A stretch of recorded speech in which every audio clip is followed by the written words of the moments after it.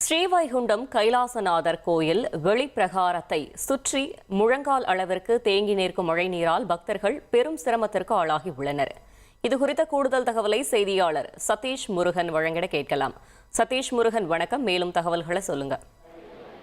வணக்கம். வடகிழக்கு பருவமழை தீவிரமடைந்துள்ள நிலையில தென் மாவட்டங்களான திருநெல்வேலி, தென்காசி, தூத்துக்குடி மாவட்டங்கள்ல கடந்த சில தினங்களாக தொடர்ந்து கனமழையானது பெய்து வருகிறது. மூன்றாவது நாளாக பெய்து வரும் கனமழையின் காரணமாக இந்த மாவட்டங்களில் பல்வேறு பகுதிகளில் நீரானது வெள்ள நீரானது தேங்கி இருக்கிறது. இந்த நிலையில நவ கைலாயங்களில் 6வது ஸ்தலமாக விளங்கக்கூடிய சனி ஸ்தலமாக இருக்கக்கூடிய ஸ்ரீவைகுண்டம் கைலாசநாதர் ஆலயத்துல நூற்றுக்கணக்கான பக்தர்கள் தினந்தோறும்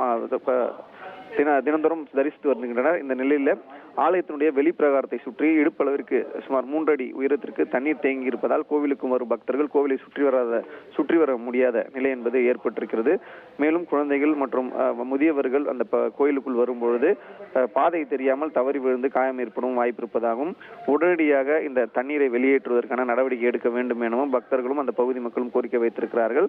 கோவில் நிர்வாகம் தரப்புல இது குறித்து கேட்டபொழுது 2 ராட்சத மோட்டார்கள் மூலம் தண்ணீரானது மழை நீரானதை வெளியேற்றும் பணி தீவிரமாக நடைபெற்று வருவதாகவும், மழையின் அளவு குறையும் பட்சத்தில் நீர் என்பது வெளியேற்றப்பட்டு முற்றிலுமாக வெளியேற்றப்படும் எனவும் கோயில் நிர்வாகம் தரப்புல தெரிவிக்கப்பட்டிருக்கிறது. தகவல்களுக்கு நன்றி சதீஷ் முருகன்.